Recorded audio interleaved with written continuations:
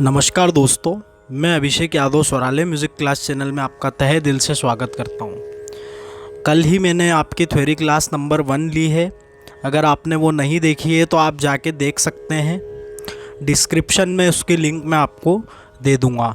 आज आपकी theory class second है, जिसमें मैं UGC NET music exam, MP TET music की main exam, BPSC music exam, UPTGT music exam और जितनी भी म्यूज़िक एग्ज़ाम में होती है उन सब के लिए क्लासेस में ले रहा हूँ। और ये बिल्कुल फ्री ऑफ कॉस्ट है, इसमें कोई भी आपका चार्ज नहीं है। तो आप लोग अटेंड करिए, ये लोग आपके लिए ये क्लासेस आपके लिए ही चलाई जा रही है। तो आप लोग ध्यान में रखिए और इसका लाभ उठाइए। अब जो आज की हमारी थ्योरी क्लास है, इसका जो टॉपिक है वो देखिए आप क्या है।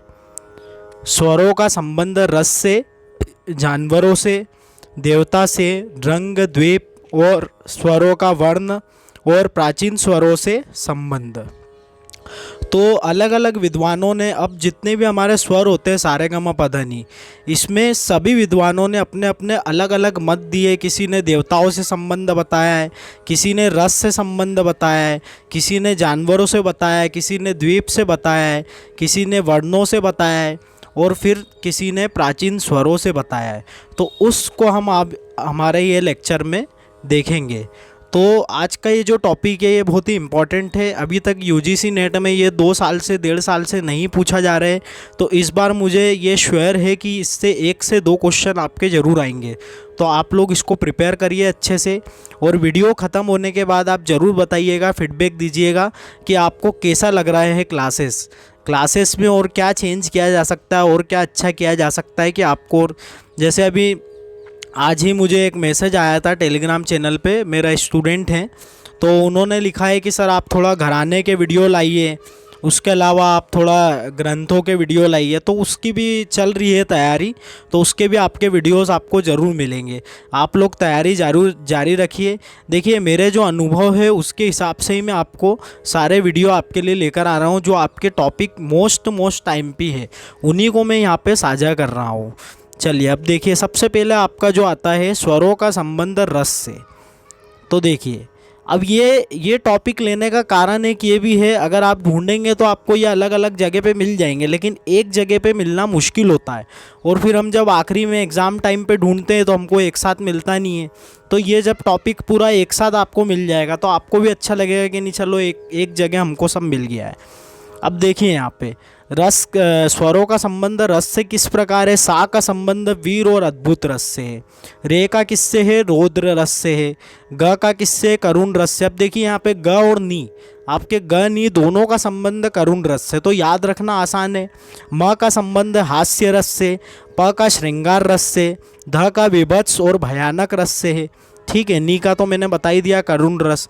तो इस प्रकार से आप इसको याद रख सकते। देखिए कितना सिंपल है।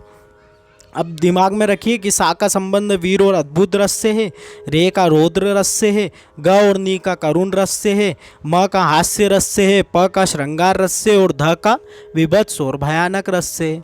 कितना सिंपल है। देखिए, अगर आप एक बार इसको अच्छे से पढ़ लेंगे तो आप बिल्कुल नहीं भूलेंगे। और इसके बाद थोड़ा सा लिख के भी देख सकते हैं आप। देखिए, अब इसके बारे में भरत जी ने अपने ग्रंथ नाट्य शास्त्र में 8 रस बताए हैं।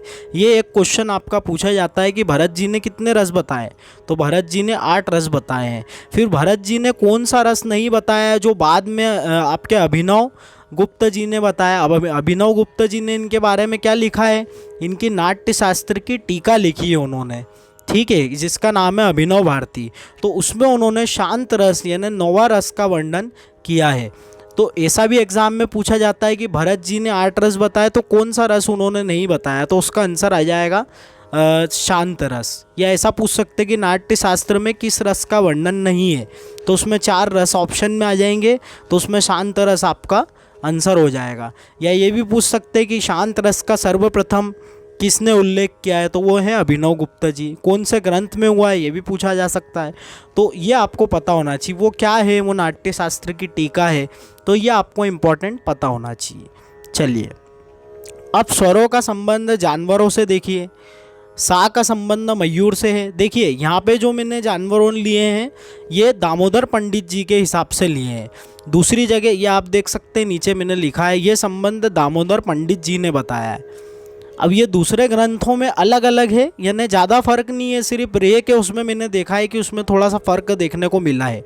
तो अभी मैंने यहाँ पे दामोदर पंडित के हिसाब से लिए हैं, तो आप दूसरे देख सकते हैं, कभी एग्ज़ाम में वो पूछें कि पर्टिकुलर ग्रंथ के हिसाब से पूछ ले या पर्टिकुलर विद्वान के हिसाब से पूछ ले, तो फिर उस हिसाब से आपको आना चाहिए।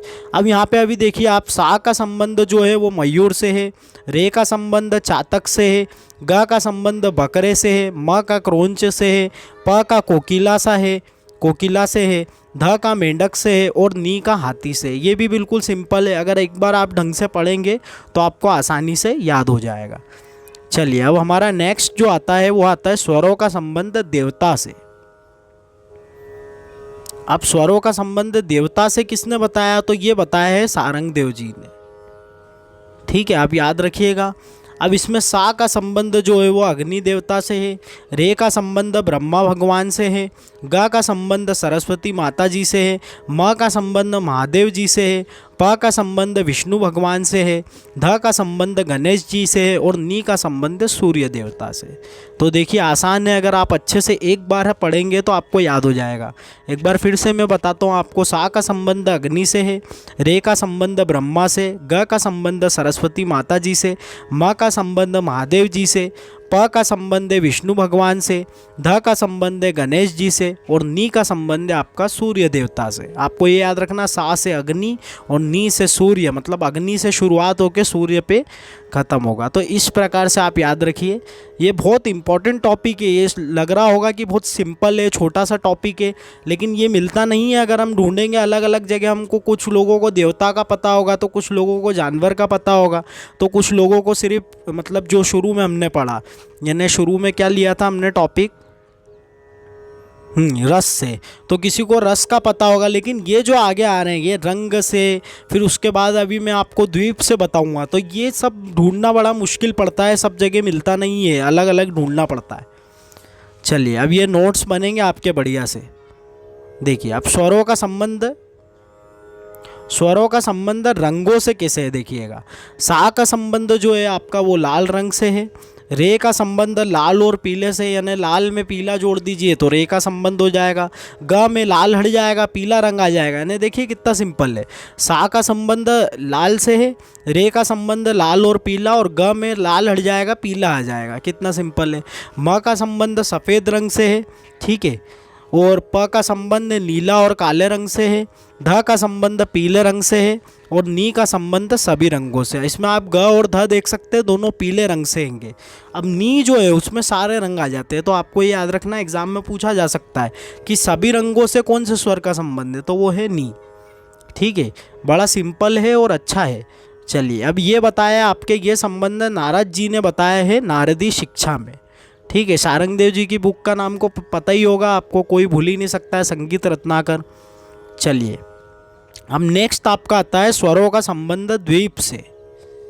अब ये देखिए, सा का संबंध आपका है जम्बू द्वीप से, रे का संबंध है शाक द्वीप से, ग का संबंध आपका है कुश द्वीप से, म का संबंध है क्रोच द्वीप से, प का संबंध है शालमाली द्वीप से, ध का संबंध है श्वेत द्वीप से। इसको आप थोड़ा ठीक कर लीजिएगा। देखिए मैं इसको बताता हूँ आपको।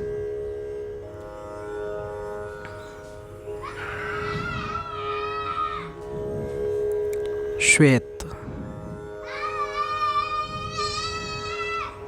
तो यह कुछ इस प्रकार से श्वेत आप याद रखिएगा। तो यह आपका है ध का संबंध श्वेत द्वीप से, नी का संबंध पुष्कर द्वीप से है। तो इस प्रकार से द्वीप के संबंध आपके स्वरों से है। अब प्राचीन स्वरों से आधुनिक स्वरों का संबंध किस प्रकार से वो देखिए। देखिए यहाँ पे मैंने आधुनिक स्वर एक तरफ लिखे हैं और प्राचीन स्वर एक तरफ लिखे हैं। तो आपके आधुनिक स्वर में सामा प का संबंध आपके है स्वरित से, ग और नी का संबंध है उदात स्वर से, और रे और ध्व स्वर का संबंध है अनुदात स्वर से। तो आप याद रखिएगा, ये पूछा जा सकता है कि म स्वर कौन सा है इनमें से, और 4 ऑप्शन दे देंगे तो उसमें स्वरित आएगा। इस प्रकार से पूछा जा सकता है।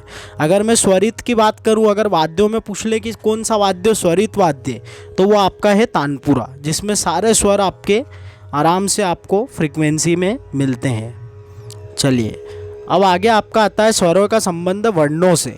ये देखिए, एक तरफ स्वर है एक तरफ वर्ण है। तो यहाँ पे आप देख सकते हैं कि सामापा का जो संबंध है वो आपका है ब्राह्मण वर्ण से, ब्राह्मण जाति के वर्णों में रखा गया है सामापा को।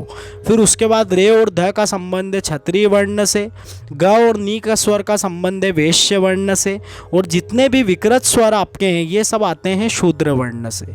तो ये सारा ये टॉपिक था, काफ़ी अच्छा टॉपिक आज मैंने लिया है आपके लिए। आपको लगेगा ये सिंपल सा लिया है, लेकिन ये बहुत इम्पॉर्टेंट है आज, मतलब अभी के यूजीसी नेट के पेपर के लिए। 1.5 साल से इस प्रकार का क्वेश्चन नहीं देखने को मिला है, तो इस बार बहुत चांसेस है कि इसमें से क्वेश्चन आपका आएगा ही आएगा। इसीलिए मैंने ये टॉपिक पे वीडियो बनाना सही समझा। और आपको वीडियो कैसा लगा और मेरी क्लासेस कैसी लगती है, अगर दिल से आवाज़ आए तो मेरा चैनल लाइक शेयर और सब्सक्राइब ज़रूर कीजिएगा। अगर आप मेरे टेलीग्राम से नहीं जुड़े हैं तो टेलीग्राम से जुड़ जाइए, वहाँ डेली मैं आपके 5 MCQ करा रहा हूँ, तो उसकी आप प्रैक्टिस करिए ताकि आपकी प्रिपरेशन मजबूत हो। और अभी मैं आपका टेस्ट अभी लॉन्च करूँगा थोड़े दिन में, और आपकी क्लासेस अब रेगुलर रहेगी। तो आप बिल्कुल ये सोचिएगा नहीं कि अब क्लास नहीं होगी, आपकी क्लास रेगुलर होगी। बहुत ज़्यादा ही अगर कुछ मेरे को काम ऐसा कुछ आता है अर्जेंट, तो ही आपकी क्लास उस दिन नहीं होगी, वरना आपकी क्लास रेगुलर अब होगी। तो आप थोड़ा सा इस चीज़ को देखिए, और मेरी क्लासेस कैसी लगती है आपको फीडबैक ज़रूर दीजिएगा कमेंट में। चलिए ठीक है, थैंक यू सो मच, जय श्री राम।